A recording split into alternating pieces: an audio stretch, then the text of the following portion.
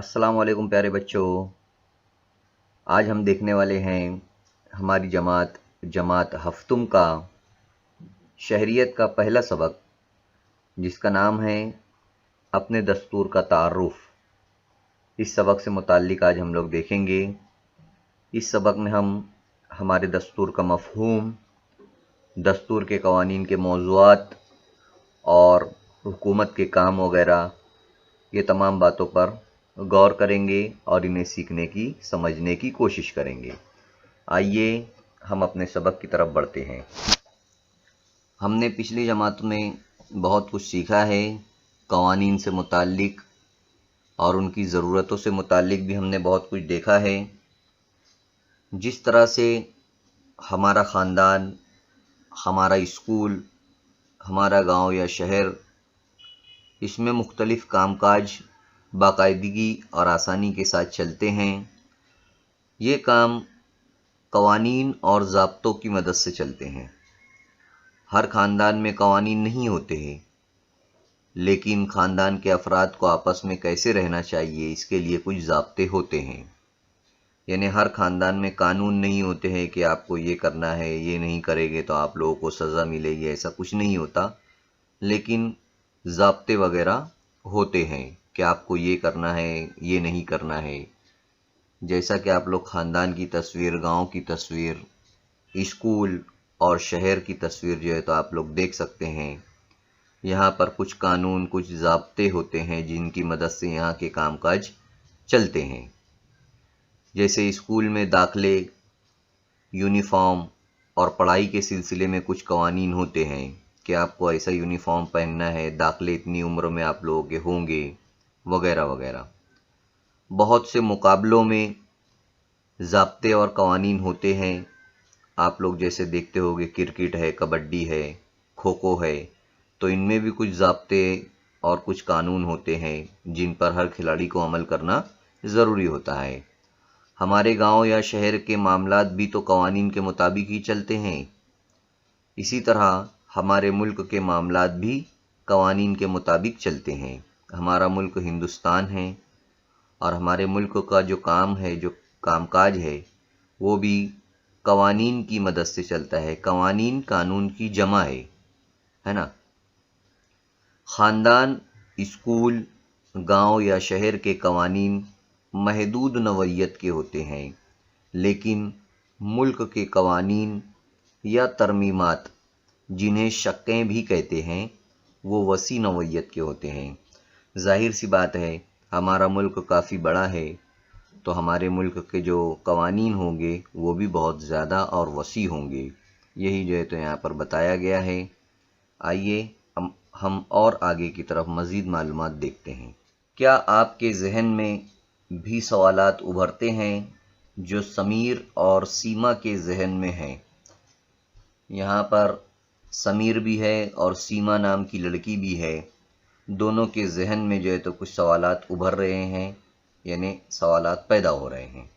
پہلا سوال ہے، ملک کے معاملات جن قوانین یا ضوابط کی مدد سے مطابق چلتے ہیں، وہ قوانین کہاں درج ہیں؟ ظاہر سی بات ہے، ان کے ذہن میں سوال آ رہا ہے کہ ملک کے جو معاملات ہے، جو کام کاج ہے، جن قوانین اور ضوابط کی مدد سے، یعنی ضابطوں کی مدد سے چلتے ہیں، وہ کہاں پر درج ہیں، کہاں لکھے گئے ہیں۔ دوسرا سوال ان کے ذہن میں آتا ہے کہ یہ قوانین کون تیار کرتا ہے؟ کیا ان قوانین پر عمل کرنا ضروری ہوتا ہے؟ یہ سوالات ہیں دونوں بچوں کے، اور اب ہم آگے جو ہے انہی سوالات کے جوابات کو دیکھیں گے۔ یہ سب سوالات کے جوابات آپ لوگوں کو اور سیما اور سمیر کو، ان دونوں کو بھی جو ہے تو ان سوالات کے جوابات مل جائیں گے۔ سب سے پہلے اب ہم یہاں پر دیکھیں گے دستور کا مفہوم۔ دستور کا مفہوم یعنی کہ دستور کا مطلب، کہ دستور کسے کہتے ہیں۔ جیسا کہ آپ لوگوں کو یہاں پر ایک تصویر نظر آ رہی ہے اس کتاب کی، تو یہ جو ہے دستور کی کتاب ہے، اور دستور کی کتاب کے اندر مختلف قوانین اور مختلف ضوابط جو ہے تو درج ہے، لکھے گئے ہیں۔ ان کی مدد سے ہی جو ہے تو ملک کے معاملات یعنی کہ ملک کے کام کاج جو ہے تو چلائے جاتے ہیں، اور اسے ہی جو ہے تو دستور کہتے ہیں۔ یہ بات آپ لوگوں کو دھیان میں رکھنا ہے، ذہن میں رکھنا ہے۔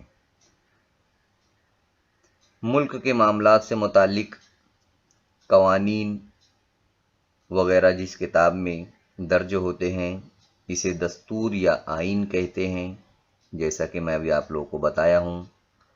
ملک کے کام کاج سے متعلق قوانین جو ہے وہ تحریری شکل میں ہوتے ہیں۔ ابھی سیما اور سمیر کے جو سوالات تھے کہ ملک کے معاملات جن قوانین یا ضوابط کے مطابق چلائے جاتے ہیں وہ کہاں پر درج ہوتے ہیں، تو آپ لوگوں کو پتہ چل گیا کہ وہ اس کتاب میں جو ہے تو درج ہے، یعنی لکھے گئے ہیں، اور یہ تحریری شکل میں ہیں۔ عوام کے ذریعے منتخب کردہ نمائندوں پر مشتمل حکومت سرکار تشکیل پاتی ہے، جیسا کہ ہمارا دیش ہے۔ یہاں پر جو بھی نمائندہ چن کر آتا ہے اسے کون چنتے ہیں، اسے کون منتخب کرتا ہے؟ عوام۔ عوام ووٹ دیتی ہے اور نمائندے جو ہے وہ چن کر آتے ہیں، منتخب ہو کر آتے ہیں، اور وہ ان کی مدد سے حکومت بنتی ہے۔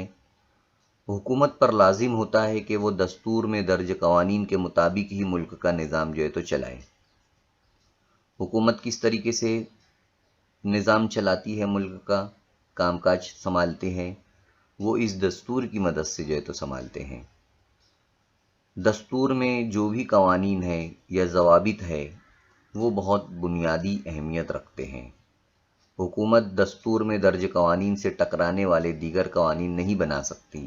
اگر ایسا کیا تو عدلیہ اسے منسوخ کر سکتی ہے، یعنی روک سکتی ہے، کینسل کر سکتی ہے۔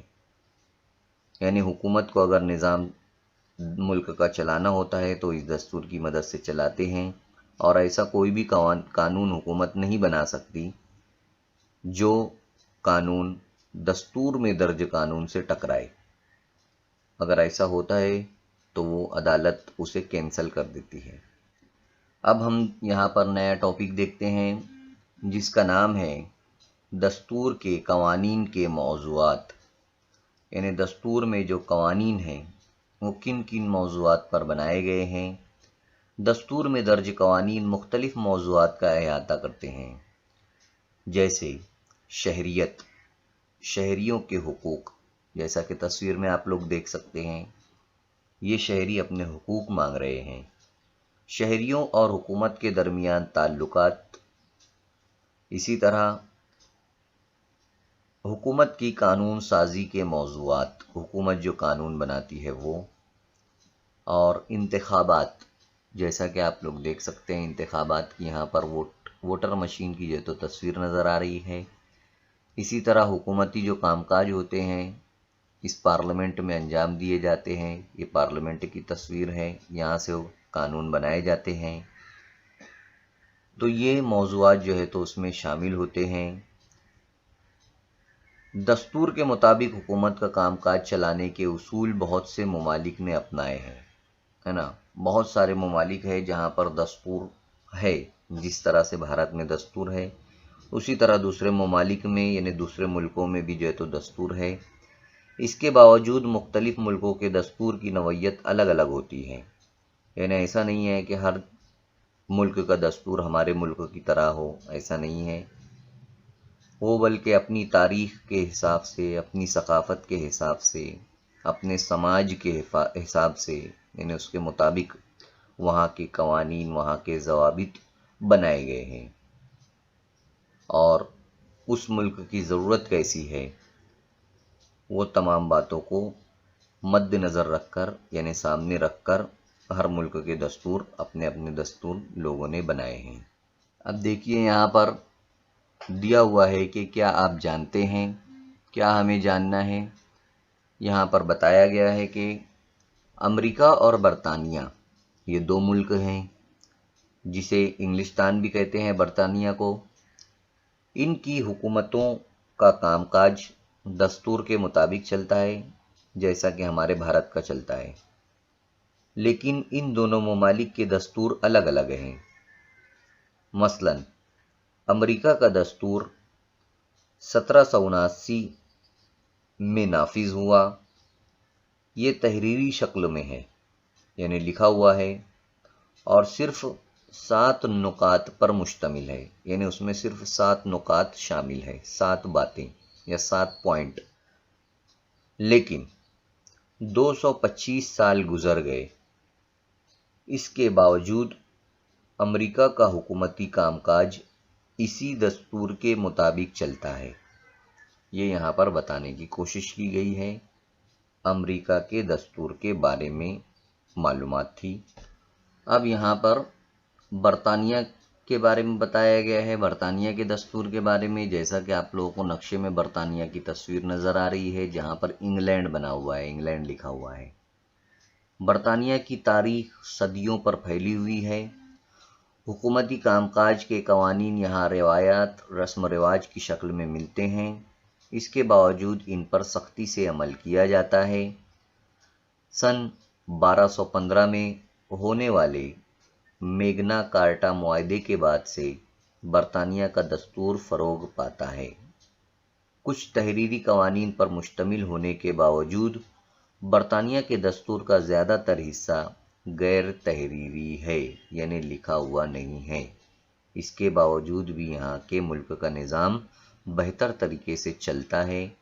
یہ یہاں پر بتایا گیا ہے برطانیہ کے دستور کے بارے میں۔ اب ہم یہاں پر دیکھیں گے کہ دستور کی ضرورت کیوں پڑی، یعنی دستور کی ضرورت کیوں ہے۔ دستور میں درج قوانین یا ضابطوں کے مطابق حکومتی کام کاج چلانے کے کئی فائدے ہیں، وہ فائدے ہم لوگ دیکھیں گے۔ اس کی وجہ سے ہمیں سمجھ میں آ جائے گا کہ ضرورت کیوں ہے۔ پہلا ہم لوگ دیکھیں گے یہاں پر حکومت کو قوانین کے دائرے میں رہتے ہوئے اپنا کام کاج چلانا ہوتا ہے، جس کی وجہ سے اسے حاصل حقوق اور اختیارات کا ناجائز استعمال کرنے کے امکانات کم ہو جاتے ہیں۔ یعنی حکومت کو دستور کے مطابق ہی جو ہے تو کام کاج چلانا ہوتا ہے۔ وہ دستور کے مطابق اگر کام کاج نہ چلاتے ہوئے اپنی منمانی کرے گی تو نقصان ہو جائے گا عوام کا۔ تو یہ ایک فائدہ ہے عوام کو کہ جو بھی حکومت کرے، جو بھی پارٹی حکومت کرے، وہ دستور کے مطابق ہی جو ہے تو حکومت کر سکتی ہے۔ تو یہ ایک فائدہ ہوا۔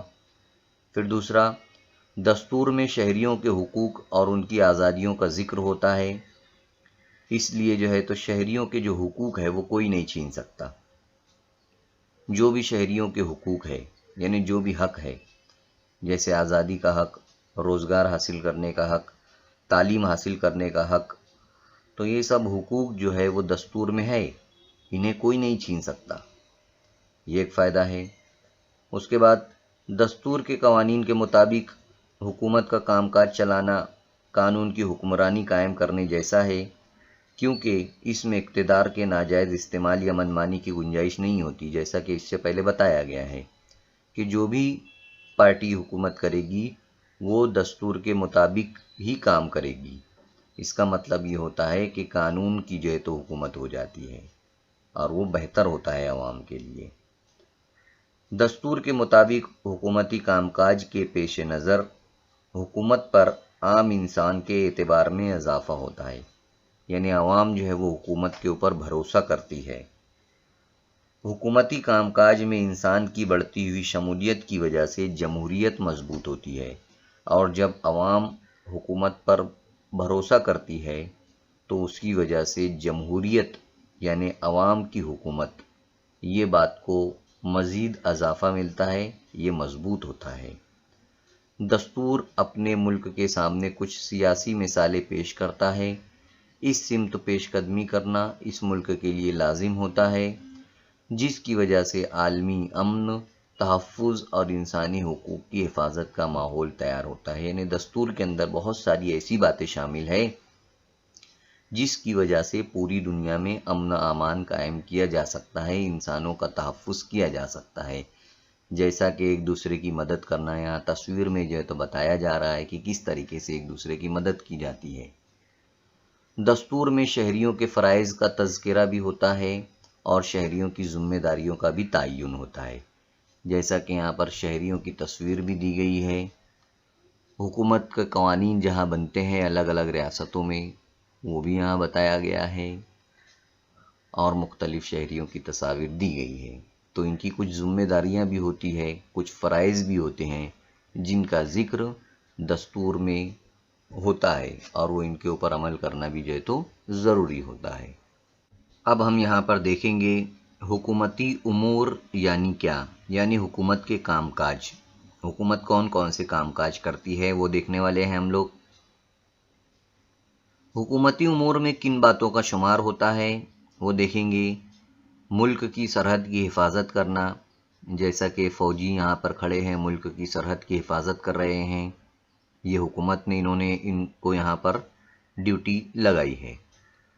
بیرونی حملوں سے ملک کی حفاظت کرنا اور غریبی دور کرنا، جیسا کہ یہاں پر بچے دکھائی دے رہے ہیں، غریب بچے ہیں، تو ان کی غریبی دور کرنا بھی حکومت کا کام ہے۔ روزگار کے مواقع فراہم کرنا، تصویر میں کسی کے پاس دیکھ رہے ہیں آپ لوگ پیسہ ہے، کسی کے پاس پیسہ نہیں ہے، تو ہر ایک کو برابر برابر پیسہ ملے، ایسے روزگار کے مواقع فراہم کرنا یہ حکومت کی ذمہ داری ہے۔ تعلیم اور صحت سے متعلق بھی جو ہے تو خدمات حکومت کو کرنا چاہیے، کرتی ہے حکومت۔ صنعتوں اور کارخانوں کو فروغ دینا، کمزور طبقات کا تحفظ، جیسا کہ حکومت کی طرف سے دیکھیے یہاں پر کھانے کی تقسیم ہو رہی ہے، تو یہ بھی جو ہے تو کرنا چاہیے۔ خواتین اور بچوں کا تحفظ کے لیے منصوبہ بندی کرنا، یعنی بچوں کی اور عورتوں کی حفاظت ہو، آدیواسی جو قبائل ہوتے ہیں ان کی حفاظت ہو، ان کے لیے منصوبہ بندی کرنا، یہ تمام کام حکومت کے ہوتے ہیں۔ جدید دور میں حکومت کو خلائی تحقیق سے لے کر عوامی صفائی تک کے معاملات پر فیصلے لینے ہوتے ہیں۔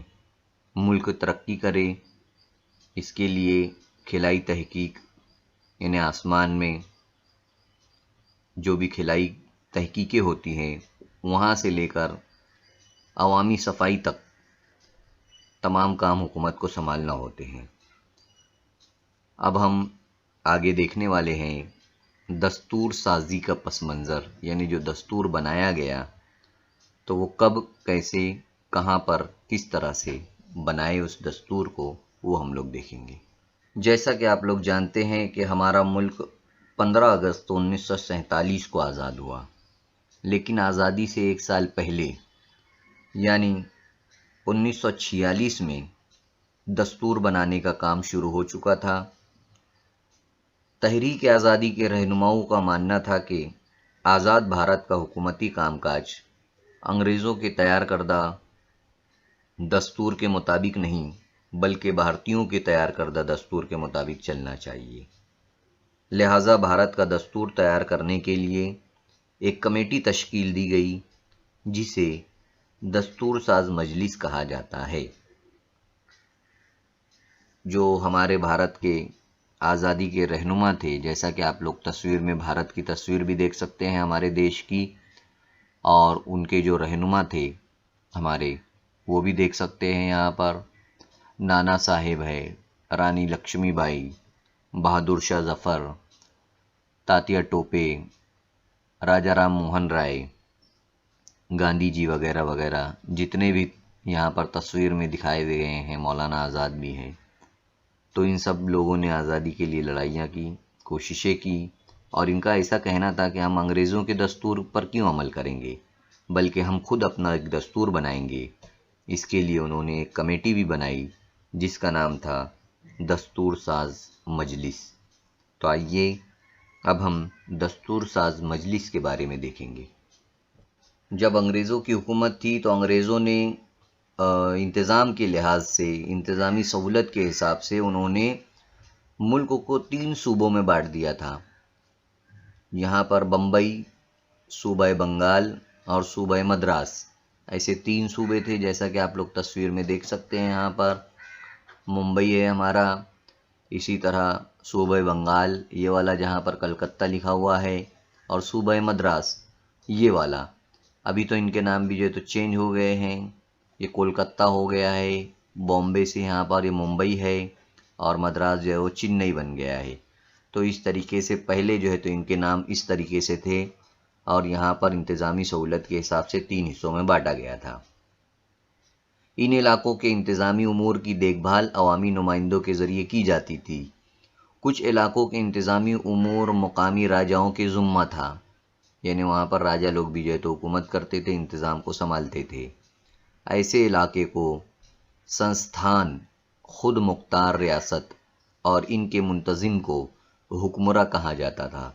جیسے وہ جو علاقے تھے ان کے جو انتظام تھا اسے سنستھان کہا جاتا تھا، اور وہاں کا جو منتظم ہوتا تھا، جو راجا ہوتا تھا، اسے جو ہے تو حکمراں کہا جاتا تھا۔ دستور ساز مجلس میں ان علاقوں کو خود مختار ریاستوں کے نمائندے شامل تھے۔ دستور ساز مجلس میں کل 299 اراکین تھے۔ ڈاکٹر راجندر پرساد، جیسا کہ تصویر میں آپ لوگ دیکھ سکتے ہیں، یہ دستور ساز مجلس کے صدر تھے۔ یہاں پر یہ بتانے کی کوشش کی گئی ہے کہ ان علاقوں سے 299 اراکین لیے گئے، لوگوں کو اس میں شامل کیا گیا، اور ڈاکٹر راجندر پرساد اس دستور ساز مجلس کے صدر تھے، یعنی بڑے تھے۔ ان کے رہنمائی میں جو ہے تو یہ دستور بنایا گیا تھا، اور وہ خود مختار ریاستیں تھی، وہ جو ہے تو آپ لوگ سمجھ گئے ہیں۔ اب یہاں پر ہمیں ڈاکٹر بابا صاحب امبیڈکر کی خدمات کے بارے میں بھی دیکھنا ہے۔ ڈاکٹر بابا صاحب امبیڈکر کی جو ہے وہ دستور ساز مجلس کی ایک مسودہ کمیٹی تھی، اس کے صدر تھے۔ یہاں پر بات آپ لوگوں کو دو یاد رکھنا ہے، ایک تو یہ کہ ڈاکٹر راجندر پرساد یہ دستور ساز مجلس کے صدر تھے، اور ڈاکٹر بابا صاحب امبیڈکر یہ مسودہ کمیٹی کے صدر تھے۔ یہ دونوں کے فرقوں کو آپ لوگوں کو یاد رکھنا ہے۔ مسودہ کمیٹی یہ دستور ساز مجلس کی ہی ایک کمیٹی تھی، یہ بھی بات آپ کو یاد رکھنا ہے۔ ڈاکٹر بابا صاحب امبیڈکر نے مختلف ملکوں کے دستور کا مطالعہ کیا گہرائی کے ساتھ۔ انہوں نے دن رات محنت کی، غور و فکر کیا، اس کے بعد انہوں نے دستور کا مسودہ تیار کیا، یعنی دستور کا خاکہ تیار کیا کہ دستور میں کون کون سی چیزیں شامل ہونا چاہیے، کون کون سی چیزیں شامل نہیں ہونا چاہیے۔ اس مسودے کو دستور ساز مجلس میں پیش کیا گیا، جس کی ہر دفعہ پر سلسلہ وار بحث کی گئی، یعنی ہر مرتبہ اس کے اوپر بحث ہوئی، بات چیت ہوئی، کئی اصلاحات ہوئی اس کے اندر، کئی باتوں پر۔ دستور کے مسودے کو دستور ساز مجلس میں پیش کرنے والے اس سے متعلق سوالوں کے جواب دینے، دستور ساز مجلس کے مشوروں کے مطابق مسودے میں تبدیلیاں کرنے اور اس کی غلطیوں سے پاک کرنے کا کام ڈاکٹر بابا صاحب امبیڈکر نے کیا۔ یعنی ڈاکٹر بابا صاحب امبیڈکر دستور کے مسودے کو دستور ساز مجلس کے سامنے پیش بھی کرتے تھے، اگر کچھ سوالات ان سے کیے جاتے تو وہ سوالات کے جوابات بھی دیتے، اگر غلطیاں کوئی نکالتا تو اس کی غلطیوں کو سدھارتے بھی۔ یہ تمام کام جو ہے تو ڈاکٹر بابا صاحب امبیڈکر کرتے تھے۔ بھارت کے دستور کی تیاری میں ڈاکٹر بابا صاحب امبیڈکر کی خدمات کے پیش نظر انہیں بھارت کے دستور کا معمار کہا جاتا ہے۔ مکمل دستور تحریری طور پر تیار کرنے کے بعد دستور ساز مجلس نے اس کی توثیق کی، اور 26 نومبر 1949 کو یہ دستور تمام بھارتیوں پر نافذ ہو گیا۔ اسی لیے 26 نومبر کو یوم دستور کے طور پر منایا جاتا ہے، یعنی 26 نومبر 1949 کو یہ دستور جو ہے تو تمام بھارتیوں پر نافذ ہو گیا، اس لیے 26 نومبر کو ہم یوم دستور کے طور پر مناتے ہیں، یہ بات ہمیں یاد رکھنا ہے۔ اسی طرح 26 جنوری 1950 سے دستور میں درج قوانین کے مطابق ہمارے حکومتی امور چلانے کا آغاز ہوا۔ اسی روز ملک کا بھارت کا جمہوری ملک کے طور پر وجود عمل میں آیا، اس لیے 26 جنوری کا دن یوم جمہوریہ کے طور پر منایا جاتا ہے۔ یہ بات ہمیں یہاں پر یاد رکھنا ہے۔ تو 26 جنوری کو ہم یوم جمہوریہ مناتے ہیں، یہ آپ لوگوں کو یاد ہے، معلوم ہے، اور 26 نومبر کو یوم دستور مناتے ہیں، اور 15 اگست کو ہم یوم آزادی مناتے ہیں۔ یوم کا مطلب ہوتا ہے دن، تو آزادی کا دن، دستور کا دن، یوم جمہوریہ یعنی عوام کا دن ہے نا، جمہوریہ یعنی عوام، تو یہ عوامی حکومت کا دن ہوتا ہے۔ اب یہاں پر دیا ہوا ہے، کتنا باعث فخر واقعہ ہے یہ۔ دستور ساز مجلس میں بحث و مباحثہ اور غور و فکر کے بعد فیصلہ لیا گیا۔ مخالف آراء کا احترام اور ان کی مناسب تجویزوں کو قبول کرنا دستور سازی کے عمل کی خصوصیات تھی۔ یعنی دستور بنانے کے وقت جو بھی بحث و مباحثہ ہوا اراکین کے درمیان، اگر کوئی رکن یعنی کوئی شخص اگر کچھ اپنی تجویز رکھتا ہے، اپنی کچھ بات رکھتا ہے، تو اس کا احترام کیا گیا، اس کی تجویز اگر صحیح تھی تو اسے قبول کیا گیا اور اسے دستور میں شامل کیا گیا۔ دستور کو مکمل کرنے میں 2 سال 11 مہینے اور 17 دن کا عرصہ لگا، یعنی کہ لگ بھگ 3 سال اسے بنانے میں لگے۔ بنیادی دستور میں کل 22 حصے ہیں، 395 آرٹیکل یعنی دفعات شامل ہیں، اور 8 شیڈول جسے ضمیمے یا جدول کہتے ہیں وہ شامل ہیں۔ تو یہ دستور کی بیسک یعنی بنیادی معلومات ہے۔ اسے آپ ہمیشہ جو ہے تو یاد رکھنا کہ دستور بنانے میں کتنا وقت لگا اور اس میں کتنے حصے، کتنے آرٹیکل، کتنے جدول یا ضمیمے شامل ہے، یہ باتوں کو آپ کو یاد رکھنا ہے۔ یہاں پر ہمارے سامنے دیا ہوا ہے کہ کیا آپ جانتے ہیں ڈاکٹر راجندر پرساد، جواہر لال نہرو، ڈاکٹر بابا صاحب امبیڈکر، ولبھ بھائی پٹیل، مولانا ابوالکلام آزاد، سروجنی نائیڈو، جے پی کرپلانی، راج کماری امرت کور، درگا بائی دیشمکھ، ہنسا بہن مہتا وغیرہ دستور ساز مجلس کے رکن تھے۔ یہاں پر کچھ رہنماؤں کی تصویر بھی دی گئی ہے، جیسے پنڈت جواہر لال نہرو، سردار ولبھ بھائی پٹیل، مولانا ابوالکلام آزاد، سروجنی نائیڈو، اور باقی جو یہاں رکن جو ہے تمام لوگوں کے نام ہیں۔ یہ لوگ تمام اراکین دستور ساز مجلس کے رکن تھے۔ دستور ساز مجلس کے قانونی مشیر کے طور پر ماہر قانون BN راؤ کا تقرر کیا گیا تھا۔ یہاں مزید معلومات دی گئی ہے کہ ڈاکٹر بابا صاحب امبیڈکر آبی انتظام بھی انہوں نے سنبھالا آزادی کے بعد، یعنی پانی کا انتظام، خارجہ تعلقات یعنی دوسرے ملکوں سے کس طریقے سے تعلقات رکھے جائے، ملکی تحفظ، صحافت یعنی اخبار وغیرہ جو نکلتے ہیں وہ، معاشیات اور سماجی انصاف، معاشیات جیسے اکنامکس کے جو بھی روپیے پیسوں کا جو معاملات تھے ملک کے وہ، سماجی انصاف یعنی عدالتوں وغیرہ کے جو معاملات تھے وہ، یہ تمام شعبوں میں جو ہے تو ڈاکٹر بابا صاحب امبیڈکر نے کام کیا آزادی کے بعد۔ اور یہاں پر ایک تصویر جو ہے تو دی گئی ہے، اس تصویر کے اندر ڈاکٹر بابا صاحب امبیڈکر ڈاکٹر راجندر پرساد کو، ہے نا، یہاں پر راجندر پرساد کی بھی تصویر دی گئی ہے، ڈاکٹر راجندر پرساد کی، تو ان کو جو ہے وہ دستور کا مسودہ دے رہے ہیں۔ یہاں پر جو ہمارا سبق تھا اپنے دستور کا تعارف، یہ جو سبق ہمارا یہاں پر ختم ہوتا ہے۔ اس سبق کے آخر میں مشق دی گئی ہے، سوالات کے جوابات ہے، اس کے اندر سوالات ہے، اس کے جوابات آپ لوگوں کو کرنا ہے۔ امید کرتا ہوں کہ یہ سبق آپ لوگوں کو اچھی طریقے سے سمجھ میں آیا ہوگا۔ انشاءاللہ تعالی نیکسٹ ویڈیو میں ہم پھر ملیں گے۔ اللہ حافظ۔